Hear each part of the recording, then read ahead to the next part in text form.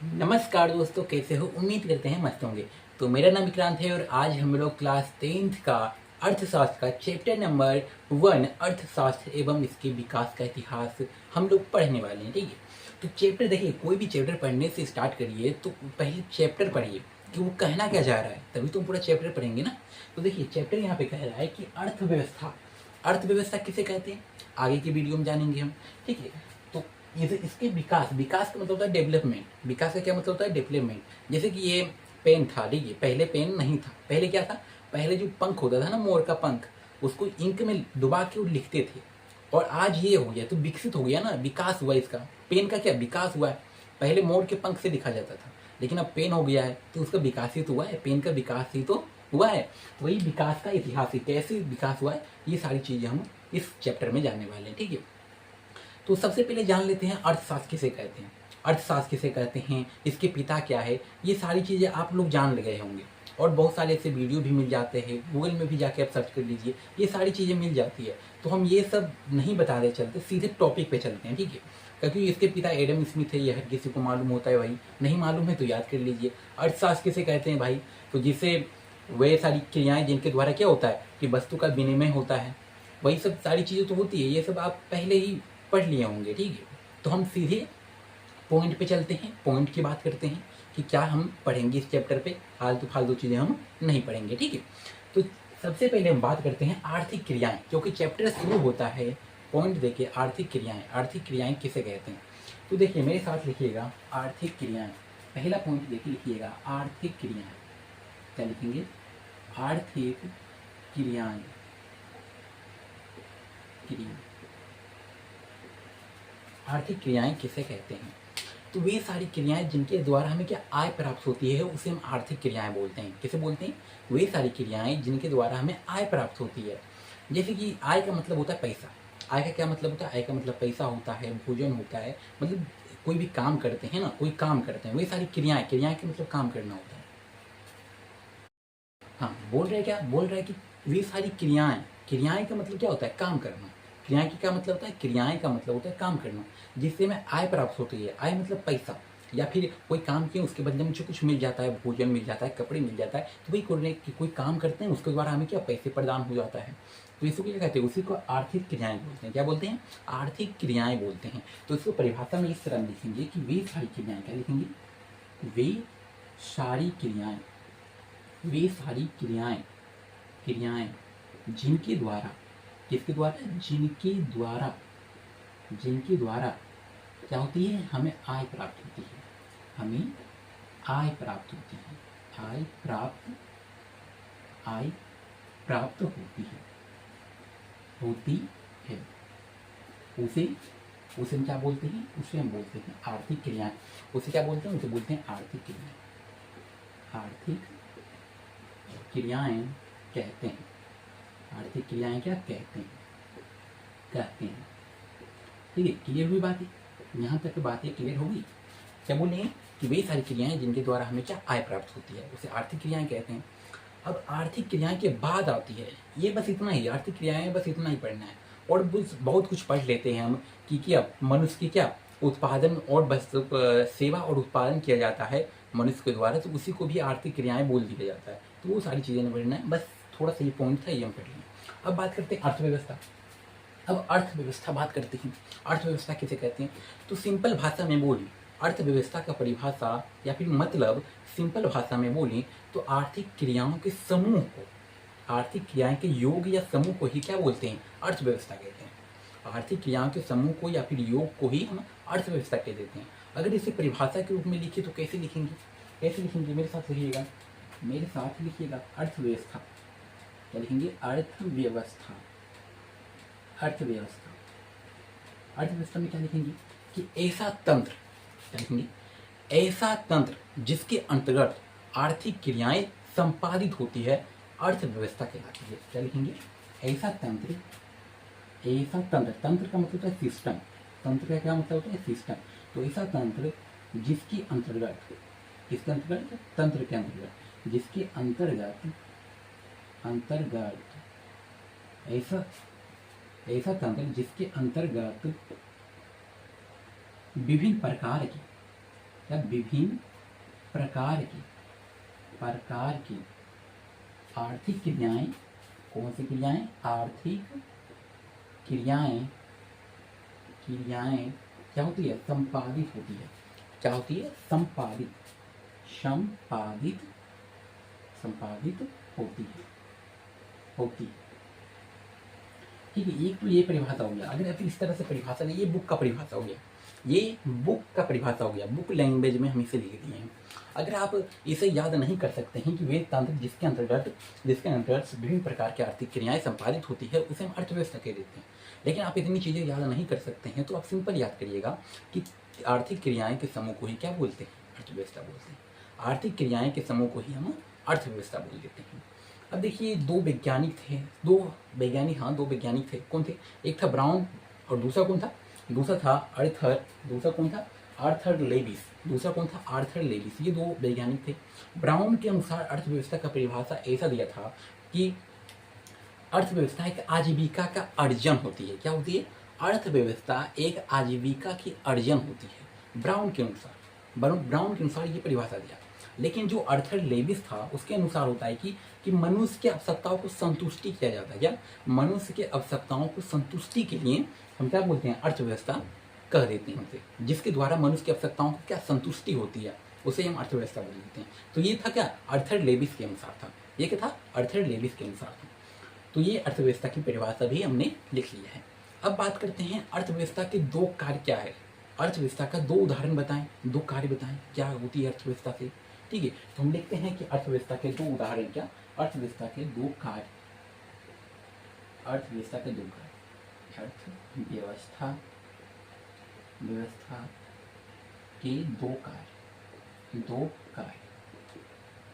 तो अर्थव्यवस्था का दो कार्य कौन सी है? अर्थव्यवस्था का दो कार्य कौन सी है? तो पहला क्या होता है कि लोगों को रोजगार मिलता है। क्या होता है? पहला है कि लोगों को रोजगार मिलता है। अर्थव्यवस्था के चलते ही लोगों को रोजगार मिलता है। तो हम क्या लिखेंगे? पहला लिखेंगे कि लोगों को रोजगार का अवसर प्रदान होता है। क्या होता है? अवसर प्रदान होता है। ठीक है, ये एक कार्य हो गया। दूसरा कार्य क्या होता है? चलिए, हाँ, तो पहला क्या लिखा? पहला कार्य हमने क्या लिखा कि लोगों को रोजगार का अवसर प्रदान होता है। क्या? लोगों को रोजगार का अवसर प्रदान होता है। आर्थिक अर्थव्यवस्था का दो कार्य है। एक कार्य है लोगों को रोजगार का अवसर प्रदान होता है। दूसरा कार्य क्या होता है? तो दूसरा कार्य होता है कि लोगों को संतुष्टि के लिए क्या? वस्तु और सेवा का उत्पादन किया जाता है। वस्तु और सेवाओं का उत्पादन किया जाता है। ये अर्थव्यवस्था का एक और उदाहरण है। वो भी लिख लीजिए, वो भी एक और उदाहरण लिख लीजिए। क्या? कि मनुष्य के संतुष्टि के लिए, चलिए, मनुष्य के संतुष्टि के लिए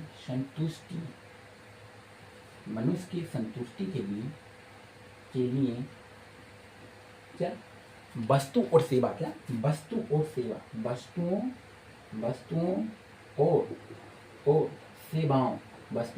सेवाओं का क्या? सेवाओं का उत्पादन किया जाता है। उत्पादन किया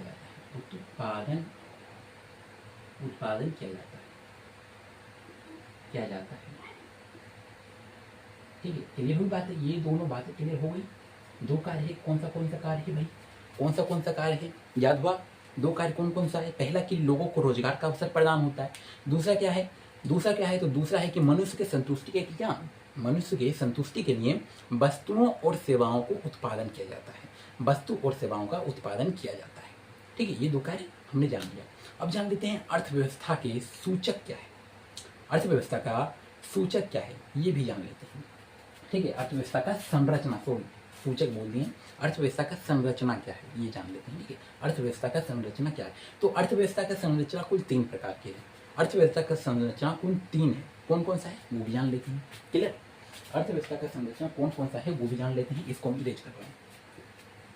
चलिए,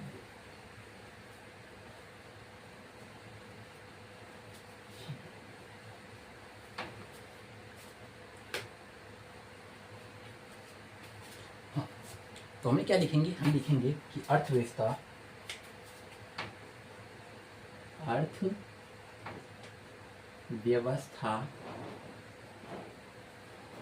देखिए 1 सेकेंड, हाँ वो हवा चल रहा था इसलिए वीडियो को रोकना पड़ गया, ठीक है। तो हम क्या लिखेंगे कि अर्थव्यवस्था के संरचना, क्या अर्थव्यवस्था के संरचना, संरचना।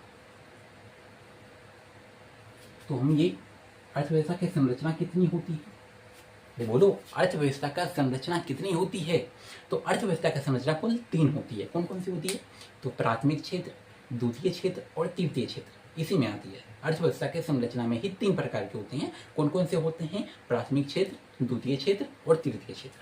तो हम लिखेंगे, हम क्या लिखेंगे, हम लिखेंगे पहला प्राथमिक क्षेत्र, प्राथमिक क्षेत्र, क्षेत्र। द्वितीय में क्या लिखेंगे, द्वितीय में लिखेंगे द्वितीय, द्वितीयक क्षेत्र, द्वितीयक क्षेत्र, क्षेत्र।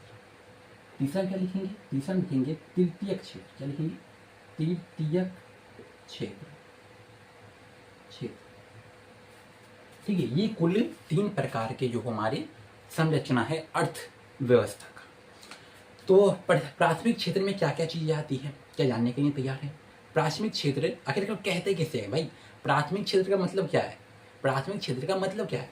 तो प्राथमिक क्षेत्र का मतलब होता है कृषि से, क्या, प्राथमिक क्षेत्र का मतलब होता है कृषि, यानी कृषि के जितना भी कुछ है, कृषि में जितना भी कुछ है, जैसे सामान, कोई वस्तु को जानते हैं, जैसे कि धान हो गया, गेहूं हो गया, वो सब कृषि में आते हैं। और कृषि में आने के बाद का प्राथमिक क्षेत्र में आ जाते हैं।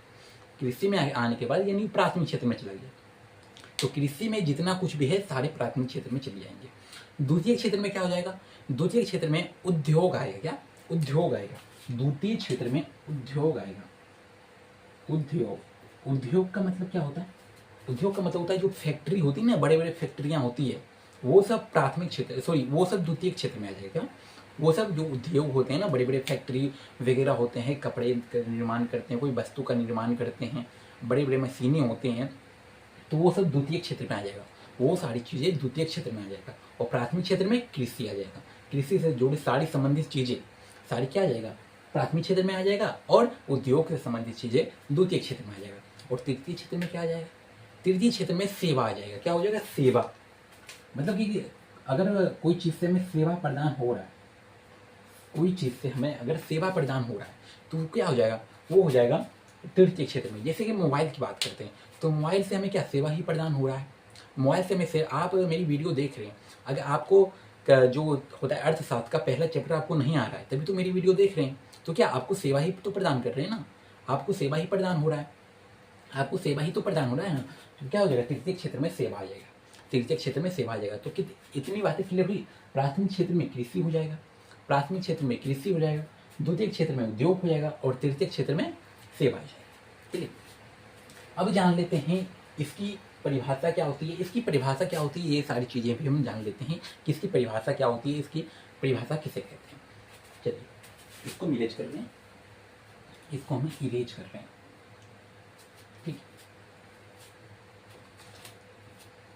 हाँ, हमने क्या लिखेंगे, हम लिखेंगे पहला, देखिए प्राथमिक क्षेत्र, क्या लिखेंगे, प्राथमिक, प्राथमिक क्षेत्र, प्राथमिक क्षेत्र।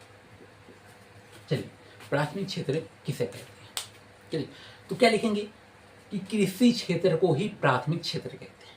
क्या लिखेंगे, कृषि क्षेत्र को ही प्राथमिक क्षेत्र कहते हैं। हम लिखेंगे कृषि, कृषि क्षेत्र को, कृषि क्षेत्र को ही प्राथमिक क्षेत्र कहते हैं। कौन सा क्षेत्र कहते हैं, प्राथमिक क्षेत्र कहते हैं, क्षेत्र कहते हैं। बोलिए क्लियर हुई, कृषि क्षेत्र को ही प्राथमिक क्षेत्र कहते हैं। क्या इतनी सी छोटी सी परिभाषा लिख देंगे, कृषि क्षेत्र को ही प्राथमिक क्षेत्र कहते हैं। तो इतनी छोटी सी परिभाषा लिखने से काम नहीं बनेगा, हमको इसमें और बड़ा परिभाषा बनाना है। कैसे बनाएंगे, तो लिखेंगे इसके अंतर्गत, क्या लिखेंगे, इसके अंतर्गत, अंतर्गत, अंतर्गत क्या क्या चीजें आती है, इसके अंतर्गत क्या क्या चीजें आती है। तो पहला तो कृषि आती है, इसके अंतर्गत कृषि, कृषि। अच्छा, क्या वन, वन किसे कहते हैं, जंगल को। वन का मतलब होता है जंगल, तो क्या जंगल को हम कृषि क्षेत्र में ला सकते हैं, प्राथमिक क्षेत्र में क्या जंगल आ सकता है? बोलो। अरे हाँ, आ सकता है, क्योंकि वो भी तो कृषि होता है ना, वो भी तो भूमि पर ही जन्मते हैं, पैदा होते हैं। जो वन होते हैं, पेड़ पौधे होते हैं, तो वो भी तो कृषि क्षेत्र में ही आ जाएगा। अरे बोलो, जमीन से जुड़ी। देखिए, एक ट्रिक बता रहे हैं, प्राथमिक क्षेत्र को पहचानने का एक ट्रिक बता रहे हैं। जमीन से जुड़ी जितनी भी चीज आप देख रहे हैं, जमीन से जुड़ी जितनी भी चीजें आप देख रहे हो, सारे प्राथमिक क्षेत्र में आ जाएंगे। सारे क्या? सारे प्राथमिक क्षेत्र में ही आ जाएंगे। जैसे कृषि हो गया, ये जमीन से जुड़ा है। जंगल, वो भी तो जमीन से ही जुड़ा है ना, जंगल भी जमीन से जुड़ा है। अच्छा, अब मछली पालन बोलते हैं। मछली पालन, अगर हम मछली पाल लेते हैं तो मछली पालन किस में आ जाएगा? अरे जमीन पे ही तो पालेंगे ना, आसमान पे थोड़ा पाल लेंगे, जमीन पे ही तो पालेंगे ना। तो मछली पालन भी हमारा इसी पे आ जाएगा, प्राथमिक क्षेत्र में ही आ जाएगा। अच्छा, पशुपालन। पशुपालन भी क्या? ये पालन पालन पालन जितने वाले चीज है ना, जिसके लास्ट में पालन दिख जाए, प्राथमिक क्षेत्र। जिसके लास्ट में पालन दिख जाए वो प्राथमिक क्षेत्र में हो जाएगा। यानी मत्स्य पालन, मछली पालन को मत्स्य पालन भी बोलते हैं, ठीक है। मत्स्य पालन और पशुपालन, ये दोनों भी क्या? प्राथमिक क्षेत्र में आ जाएगा। कृषि, जंगल, ये भी प्राथमिक क्षेत्र में आ जाएगा। अब बात करते हैं खनिज। खनिज किसे कहते हैं? अरे जमीन के अंदर से सोना चांदी निकलते हैं, उसी को तो खनिज कहते हैं ना। जमीन के अंदर से सोना चांदी निकलते हैं, उसी को खनिज कहते हैं। तो क्या खनिज आसमान से थोड़ा निकलते हैं? वो तो जमीन के अंदर से ही निकलते हैं। और मैंने क्या बोला कि जमीन से जुड़ी जितनी भी चीजें हो जाएगा, प्राथमिक क्षेत्र में चला जाएगा। तो क्या हमारा खनिज भी प्राथमिक क्षेत्र में हो जाएगा। तो क्या लिखेंगे इसके अंतर्गत क्या क्या चीजें आती है? कृषि आती है, वन आती है, जंगल मत लिखिएगा, वन लिख लीजिएगा, वन आती है। क्या थी? मत्स्य पालन। मछली पालन मत लिखिएगा, मत्स्य पालन लिखिए। मछली पालन लिखिए, कोई बात नहीं। मत्स्य मछली पालन नहीं लिख दीजिए, मछली पालन। फिर क्या हो जाएगा? पशुपालन। अगर पशुपालन, हम पशु को पाल रहे हैं तो पशुपालन भी क्या? प्राथमिक क्षेत्र में आ जाएगा। तो पशुपालन पालन हो जाएगा। और क्या? और क्या? और खनिज। खनिज यानी जो हमारी धरती के अंदर से जो खनिज निकलते हैं, जैसे सोना हो गया, हीरा हो गया, चांदी हो गया, तांबा हो गया, कांसा हो गया, पीतल, लोहा, ये सारी चीजें क्या हमारे प्राथमिक क्षेत्र में ही हो जाएगा। तो क्या लिखेंगे? खनिज। खनिज आदि मछली, खनिज आते हैं, इसके अलावा कुछ नहीं आते, तो खनिज आते हैं, ठीक है। तो हमारी ये प्राथमिक क्षेत्र का जो हो जाएगा वो परिभाषा हो जाएगा। ये हमारा प्राथमिक क्षेत्र का परिभाषा हो जाएगा। क्लियर? तो बोलो, बातें क्लियर हो गई। अब चलते हैं द्वितीय क्षेत्र में। अब क्या? अब द्वितीय क्षेत्र में चलते हैं। दूसरा नंबर में क्या लिखेंगे? दूसरा नंबर में लिखेंगे द्वितीय क्षेत्र। द्वितीय क्षेत्र। अच्छा, द्वितीय क्षेत्र के अंतर्गत क्या आते हैं? द्वितीय क्षेत्र के अंतर्गत क्या आती है? तो द्वितीय क्षेत्र के अंतर्गत हमारे उद्योग आ जाते हैं, यानी बड़े बड़े फैक्ट्रियाँ वगैरह जो होती है वो सब आ जाते हैं द्वितीय क्षेत्र में। तो क्या लिखेंगे द्वितीय क्षेत्र में? क्या लिखेंगे कि इसके अंतर्गत, पहले लिखेंगे उद्योग को ही हम, उद्योग क्षेत्र को ही हम द्वितीय क्षेत्र कहते हैं। क्या? उद्योग क्षेत्र को ही हम द्वितीय क्षेत्र कहते हैं। क्लियर बात होगी? अरे बोलो, बातें क्लियर होगी? क्या लिखेंगे? उद्योग क्षेत्र को ही, उद्योग क्षेत्र को ही क्या कहते हैं? द्वितीय क्षेत्र। द्वितीय क्षेत्र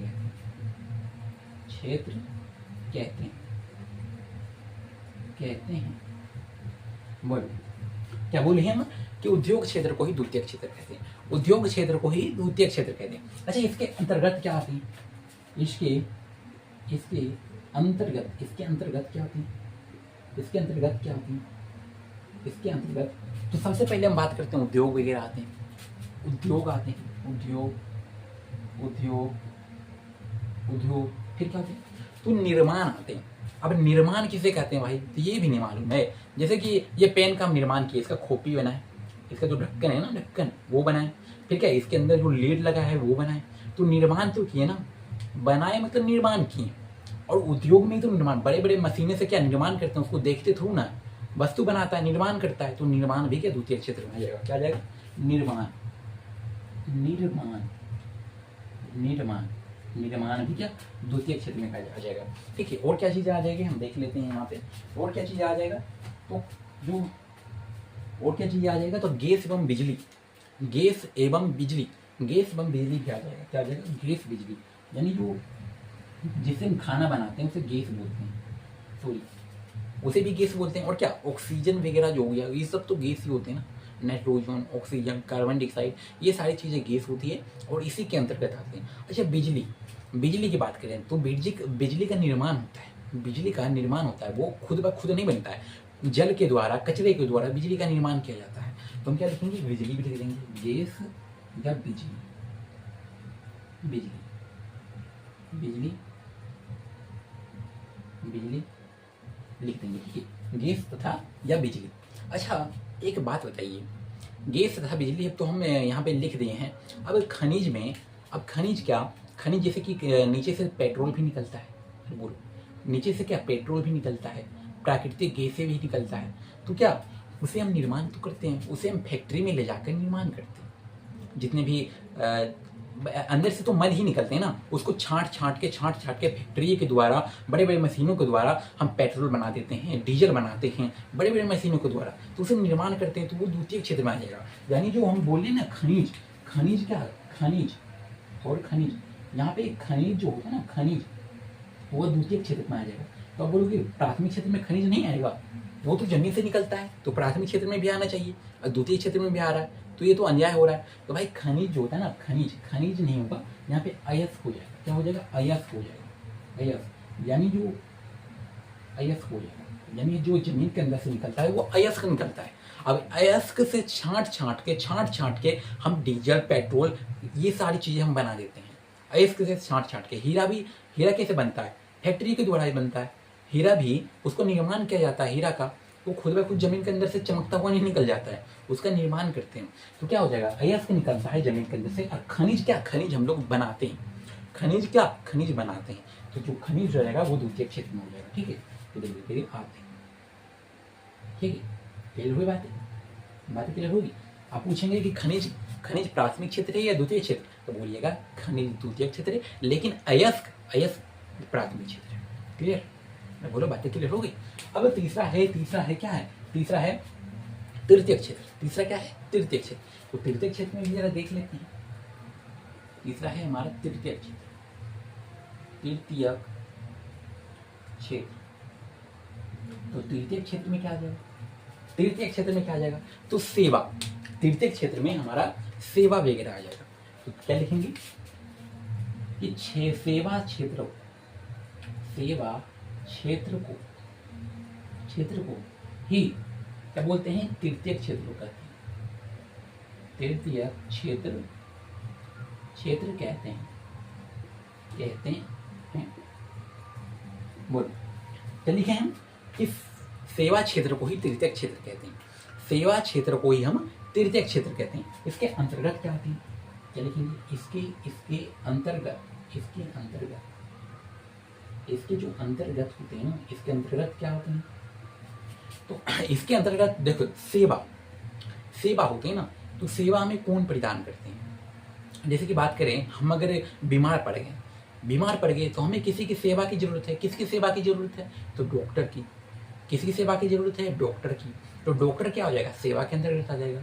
डॉक्टर क्या, डॉक्टर सेवा के अंतर्गत आ जाएगा। अच्छा सेवा, आप मोबाइल में मेरी वीडियो देख रहे हैं, आपको नहीं आ रहा है ये चैप्टर, अर्थशास्त्र का पहला चैप्टर आपको नहीं पता है, और आप सीख रहे हैं, किसे सीख रहे हैं, मोबाइल की सहायता से तो सीख रहे हैं। अगर मोबाइल ही नहीं रहेगा तो यूट्यूब कैसे खुलेगा, जब यूट्यूब नहीं खुलेगा तो आप मेरी वीडियो कैसे देखेंगे। तो मोबाइल भी क्या, मोबाइल भी सेवा में आ जाएगा। तो मोबाइल कहने का मतलब संचार। आप यहाँ से अगर दिल्ली बात कर रहे हैं, आप बिहार से दिल्ली बात कर रहे हैं, तो क्या संचार की वजह से तो बात कर रहे हैं ना। संचार यानी जो तारे लगी हुई है ना, उसी की वजह से तो कॉन्टेक्ट हो रहा है, उसी सिग्नल लगी है तभी तो कॉन्टेक्ट हो रहा है। तो क्या संचार भी हो जाएगा, क्या संचार भी हो जाएगा। अच्छा परिवहन, सेवा का मतलब परिवहन भी हो जाएगा। अच्छा हम यहाँ से, हमको दिल्ली जाना है, हमको यहाँ से दिल्ली जाना है, तो कैसे जाएंगे, ट्रेन से जाएंगे, फिर क्या एरोप्लेन से भी चले जाएंगे। तो एरोप्लेन और क्या है, रेल क्या है, परिवहन के माध्यम है, परिवहन का ही तो माध्यम है। यहाँ से हम वहाँ जा रहे हैं, उसी को परिवहन बोलते हैं। एक दूसरे से दूसरे जगह जाना ही परिवहन कहलाता है। तो परिवहन क्या, रेल से एक जगह से दूसरी जगह जाते हैं, तो रेल क्या परिवहन के अंतर्गत आ जाएगा, यानी परिवहन हो जाएगा, संचार हो जाएगा, और क्या हो जाएगा, सेवा हो जाएगा। मतलब कि डॉक्टर, इंजीनियर ये सब सेवा में ही आ जाते हैं, तो सेवा हो जाएगा। ठीक है, तो हम क्या लिखेंगे इसके अंतर्गत, पहले तो लिखेंगे सेवा, फिर क्या लिखेंगे संचार, फिर क्या लिखेंगे परिवहन, ठीक है, ये 3 चीज़ आती है, और कोई चीज़ आती है तो वो भी देख लेते हैं। हाँ, व्यापार। व्यापार, अगर हम व्यापार कर रहे हैं, हमको ज़रूरत है, जैसे कि हमको एक एप्पल की ज़रूरत है, हमको एक फल की ज़रूरत है, तुम क्या अनाज की ज़रूरत है, मान लीजिए अनाज की ज़रूरत है, चावल की ज़रूरत है, चावल तो खाएंगे ही, कहाँ जाएंगे, दुकान तो खरीदने जाएंगे। यानी दुकानदार क्या व्यापार कर रहे हैं, व्यापार कर रहे हैं, तो व्यापार भी क्या जाएगा, व्यापार भी तृतीय क्षेत्र में आ जाएगा, क्योंकि हमको सेवा प्रदान कर रहा है ना, हमको सेवा प्रदान कर रहा है, हमको भूख लगी, वो हमको खाना खिला रहा है, भले उसके बदले पैसे ले रहा है, वो अलग बात है, लेकिन हमको सेवा ही तो प्रदान कर रहे हैं। क्या लिखेंगे, व्यापार भी लिखेंगे, व्यापार, व्यापार, व्यापार हो जाएगा।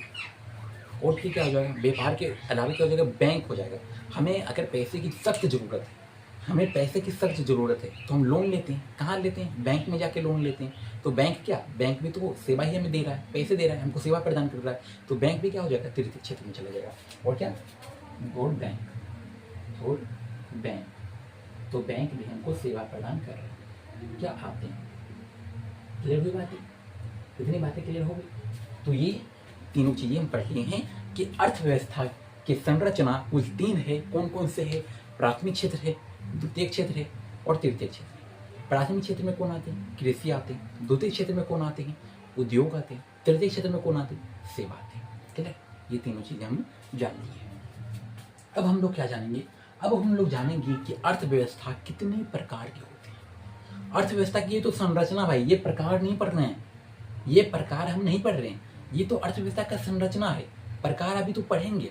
तो अर्थव्यवस्था के कितने प्रकार है वो भी आज इस वीडियो में जान ही लेते हैं। अर्थव्यवस्था का प्रकार, इसको मैं इरेज कर रहा हूं।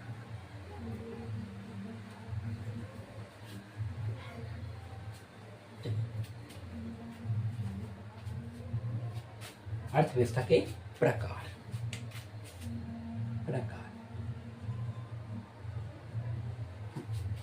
तो अर्थव्यवस्था कुल 3 प्रकार के होते हैं। कितने प्रकार के होते हैं, अर्थव्यवस्था कुल 3 प्रकार के होते हैं। क्या लिखेंगे, हम लिखेंगे कि अर्थव्यवस्था कुल 3 प्रकार के होते हैं। इस तरह देखिए, पॉइंट देके लिखिए, ऐसे तो हम डायरेक्ट लिख सकते हैं, लेकिन हम पॉइंट देके लिखेंगे। क्या लिखेंगे कि अर्थव्यवस्था, अर्थव्यवस्था व्यवस्था कुल 3 प्रकार के होते हैं। कितने प्रकार के, 3 प्रकार के होते हैं, प्रकार के होते हैं। कौन कौन से होते हैं, 3 प्रकार के कौन कौन से होते हैं भाई, 3 प्रकार के कौन कौन से होते हैं, तो लिखेंगे। पहला देखिए लिखेंगे, पहला होता है पूंजीवाद। क्या होता है, पूंजीवाद होता है। किसे कहते हैं हम बताएंगे आगे, पहला प्रकार जान लीजिए। पहला होता है पूंजीवाद, पूंजीवाद। दूसरा क्या होता है, दूसरा होता है समाजवाद, समाजवाद।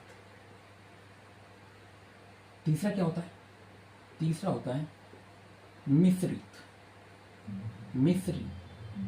तीसरा हो जाता है मिश्रित, मिश्रित। यानी कितने प्रकार के होते हैं, कुल 3 प्रकार के होते हैं। कितने होते हैं, पूंजीवादी अर्थव्यवस्था, पूंजीवाद अर्थव्यवस्था।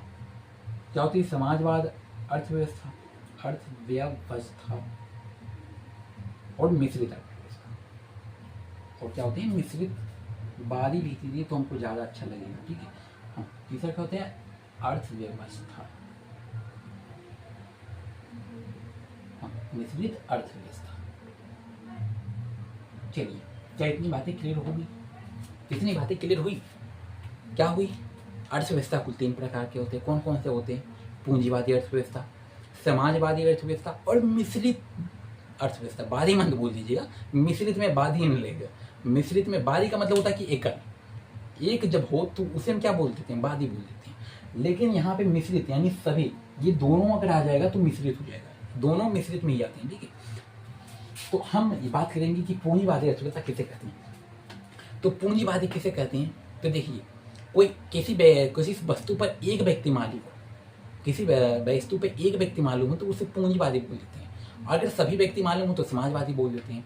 अगर पूंजीवादी और समाजवादी दोनों का हक हो उस पर तो उसे मिश्रित अर्थव्यवस्था बोल देते हैं। क्लियर हुई बातें, क्या इतनी बातें क्लियर हुई। तो अब हम जानेंगे कि ये इसकी परिभाषा क्या होती है, इसकी चीज़ें क्या होती है, ये सारी हम जानेंगे आज बातें। ठीक है, तो इसको इरेज कर रहे हैं, इसको हम इरेज कर रहे हैं। और पहला क्या लिखेंगे, पहला हम लोग लिखेंगे, पहला लिखेंगे हम पूंजीवादी अर्थव्यवस्था। इसका परिभाषा भी तो जान लेंगे, पूंजीवादी अर्थव्यवस्था, अर्थव्यवस्था। क्लियर? अरे बोलो, क्लियर हुई बात है? पहले क्या लिखेंगे, पूंजीवादी अर्थव्यवस्था, पूंजीवादी अर्थव्यवस्था। तो पूंजीवादी अर्थव्यवस्था किसे कहते हैं? तो उत्पादन, एक शब्द आता है उत्पादन। उत्पादन का मतलब आप लोग समझ रहे हैं, उत्पादन किसे कहते हैं? देखिए, कोई भी वस्तु का हम निर्माण किए, कोई कोई वस्तु का हम निर्माण किए हैं, जैसे कि ये पेन है, इसका हम 100 पेन बना दिए, तो क्या उत्पादन किए हैं? ये पेन का हम उत्पादन किए। अगर इस पेन को हम 100 पेन बना दिए, इस पेन के जैसा 100 पेन बना दिए, तो पेन का क्या उत्पादन किए, उसी को उत्पादन बोल देते हैं। ठीक है, तो क्या लिखेंगे कि उत्पादन के साधन पर, उत्पादन के साधन पर अगर पूंजी एक व्यक्ति का अधिकार हो, तो उसे हम क्या बोल देंगे, उसे हम बोल देंगे पूंजीवादी अर्थव्यवस्था। उसे क्या बोल देंगे, उसे हम बोल देंगे पूंजीवादी अर्थव्यवस्था। ठीक है, क्या बोल देंगे, पूंजीवादी अर्थव्यवस्था। तो हम लिखेंगे कि वैसा अर्थव्यवस्था, क्या लिखेंगे, वैसा अर्थव्यवस्था, अर्थव्यवस्था जिसमें, क्या लिखेंगे, जिसमें उत्पादन के साधन, उत्पादन का मतलब समझ रहे ना, क्या हो गया, उत्पादन का मतलब आप लोग समझ रहे ना। उत्पादन किसे कहते हैं? जैसे कि देखो, एक खेत है, ठीक है, एक किसान है, एक खेत है, वो धान लगाए, धान की खेती हो रही है, तो वो धान लगाए। अब धान बड़े हुए, उसे काट लिए हैं, धान को भी अच्छा से अलग कर दिए हैं, और धान को क्या, धान वो उत्पादन किया, धान के क्या, धान का किसान ने उत्पादन किया है, इसी को तो उत्पादन बोलते हैं ना, इसी को उत्पादन बोलते हैं। जैसे खेती की, धान का खेती किया और धान मेरा उपज गया है, उसी को उत्पादन बोलते हैं, हम धान को उत्पादन किए हैं, सिंपल। तो वही उत्पादन के साधन पर, उत्पादन के क्या साधन पर, उत्पादन के साधन पर किसका अधिकार हो, तो कोई एक व्यक्ति का अधिकार हो, कोई एक व्यक्ति का अधिकार हो। पूंजीपति जान रहे ना, पूंजी मतलब अकेला, पूंजीपति का मतलब होता है अकेला, पूंजीपति का मतलब होता है अकेला, कोई एक व्यक्ति का अधिकार। तो उत्पादन के साधन पर कोई एक व्यक्ति का अधिकार, कोई एक व्यक्ति मतलब ही निजी व्यक्ति, निजी का मतलब होता है एक ही व्यक्ति। ठीक है, तो निजी व्यक्ति का अधिकार, उत्पादन के साधन पर निजी व्यक्ति का अधिकार हो, उसे क्या बोलते हैं, उसे हम बोल देते हैं पूंजीवादी अर्थव्यवस्था। उसे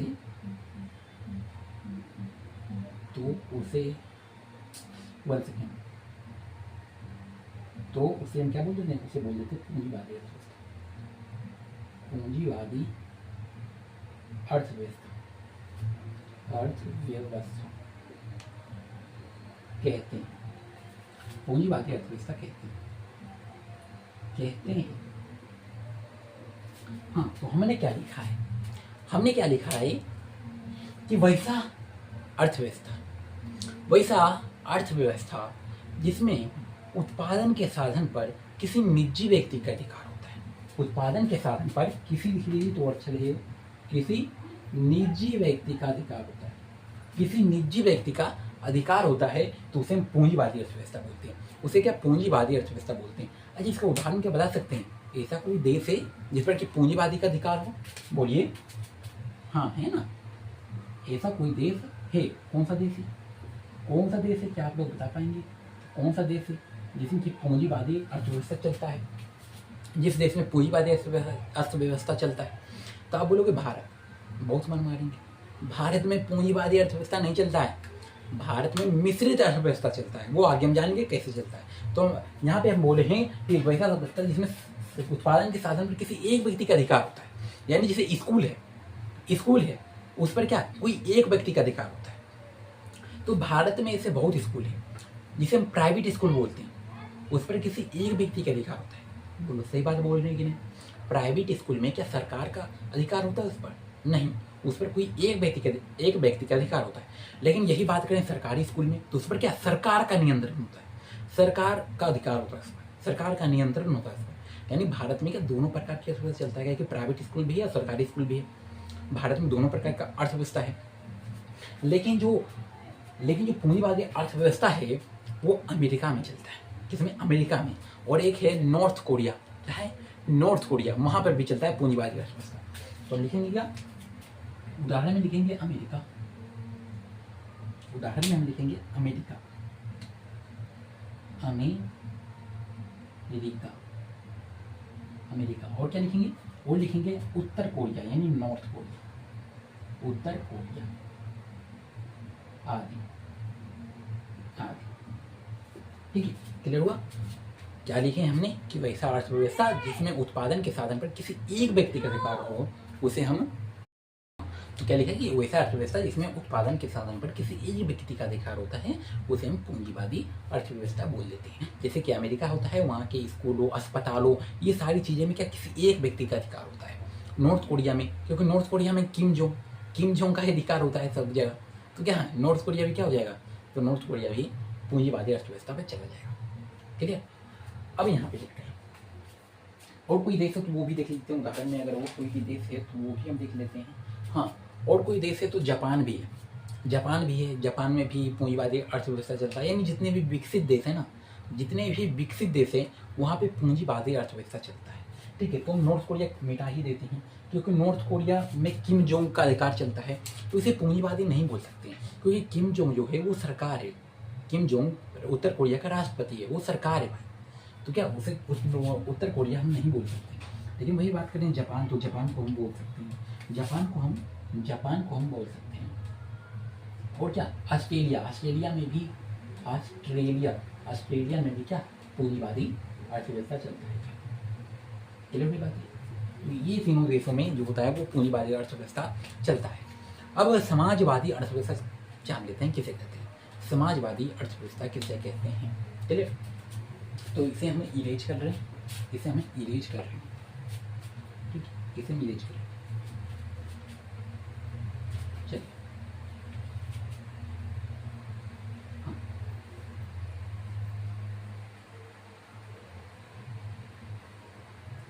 चलिए इसे हम इरेज कर रहे हैं। कंजूसी कर रहे हैं थोड़ा सा, हमको लिखना नहीं पड़ेगा, मेहनत इतना नहीं करना पड़ेगा, इसलिए कंजूसी कर रहे हैं थोड़ा। हम क्या लिखेंगे, समाजवादी, क्या लिखेंगे, समाजवादी अर्थव्यवस्था किसे कहते हैं, तो वही लिखेंगे वैसा अर्थव्यवस्था, क्या लिखेंगे, वैसा अर्थव्यवस्था जिसमें उत्पादन के साधन पर किसका, सरकार का नियंत्रण, इसमें उत्पादन के साधन पर क्या सरकार का नियंत्रण, अधिकार नहीं बोल सकते हैं, नियंत्रण बोल सकते हैं, नियंत्रण हो उसे क्या बोलते हैं, समाजवादी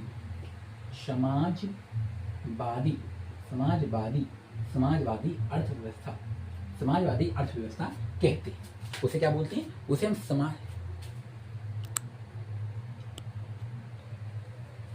चलिए, हमने क्या लिखा है कि वैसा अर्थव्यवस्था जिसमें उत्पादन के साधन पर, यानी जो उत्पादन होता है ना उसके साधन पर किसका अधिकार हो, तो उसके साधन पर सरकार का नियंत्रण हो, सरकार का क्या नियंत्रण हो, तो उसे हम बोल देते हैं समाजवादी अर्थव्यवस्था। क्या बोलते हैं, समाजवादी अर्थव्यवस्था बोल देते हैं। उसके उदाहरण में क्या आ जाएगा, तो उसके उदाहरण में जो हमारा आ जाएगा वो क्या क्या चीज़ आ जाएगा, उदाहरण में थोड़ा देख लेते हैं। तो चीन जो होता है, मतलब जितने भी तानाशाही, देखिए उदाहरण बता रहे, ट्रिक बता रहे कैसे आप याद कर सकते हैं, कैसे आप याद इसको कर सकते हैं। तो देखिए जितने भी विकसित देश है, जितने भी विकसित देश है ना, उस पर किसका होता है, उसका पूंजी, यानी पहला बोल रहे हैं यानी पूंजीवादी, वहाँ पे पूंजीवादी अर्थव्यवस्था चलता है। और जितने भी तानाशाही देश, जिसमें तानाशाही चलता है, उसमें क्या हो जाएगा, उसमें आ जाएगा द्वितीय, यानी समाजवादी अर्थव्यवस्था आ जाएगा, क्योंकि वहाँ पे सरकार का नियंत्रण होता है। और जितने भी विकासशील, मतलब कि विकसित नहीं हुआ, बस विकासशील देश, उस पर किस प्रकार आ जाएगा, उस पर तृतीय यानी कि मिश्रित अर्थव्यवस्था हो जाएगा, उस पर मिश्रित अर्थव्यवस्था हो जाएगा। यानी ये तीनों चीज़ें अगर आप याद कर लेते हैं तो उसका उदाहरण आप समझ जाएंगे, इसका उदाहरण आप क्या समझ जाएंगे। क्योंकि ये एग्जाम में पूछा जाएगा कि भारत कौन सी अर्थव्यवस्था है। आज का ये 2026 का एग्जाम में पूछा गया कि भारत कौन सी अर्थव्यवस्था है, तो आप लोग बोलिए कि भारत जो है वो कौन सा अर्थव्यवस्था है, मिश्रित अर्थव्यवस्था है। ठीक है, तो ये हम निर्देश कर रहे हैं यहाँ पे। हाँ, तो इसका उदाहरण क्या हो जाएगा, तानाशाही। द्वितीय में क्या हो जाएगा, तानाशाही जिस पर सरकार होती है, तो चीन हो गया, क्या चीन, वहाँ पे भी क्या तानाशाही, वहाँ पर भी तानाशाही सरकार चलती है। यहाँ पे उत्तर कोरिया हो जाएगा, समाजवादी में क्या उत्तर कोरिया हो जाएगा, कोरिया, क्योंकि किम जोंग जो होता है वो सरकार ही तो है, किम जोंग सरकार ही तो है, समझ में आया, उत्तर कोरिया हो जाएगा। और क्या, और क्यूबा हो जाएगा, क्यूबा, क्यूबा एक देश है, वहाँ पर भी क्या समाजवादी अर्थव्यवस्था चलता है, क्यूबा आदि। क्लियर, इतनी बातें क्लियर होगी। समाजवादी अर्थव्यवस्था किसे कहते हैं, क्लियर हुआ कि वैसे अर्थव्यवस्था जिसमें उत्पादन के साधन पर सरकार का नियंत्रण हो, उसे समाजवादी अर्थव्यवस्था कहते हैं। जैसे चीन हो गया, उत्तर कोरिया हो गया, क्यूबा हो गया आदि। अब लिखेंगे मिश्रित अर्थव्यवस्था। अब क्या लिखेंगे, अब लिखना स्टार्ट करते हैं मिश्रित अर्थव्यवस्था। अब लिखेंगे क्या, अब लिखेंगे मिश्रित अर्थव्यवस्था, द्वितीय में, तृतीय में, तीसरे में क्या लिखेंगे, मिश्रित अर्थव्यवस्था। तो वैसा अर्थव्यवस्था जिसमें उत्पादन के साधन पर किसी निजी व्यक्ति, क्या निजी उत्पादन के साधन पर निजी व्यक्ति तथा सरकार दोनों का नियंत्रण,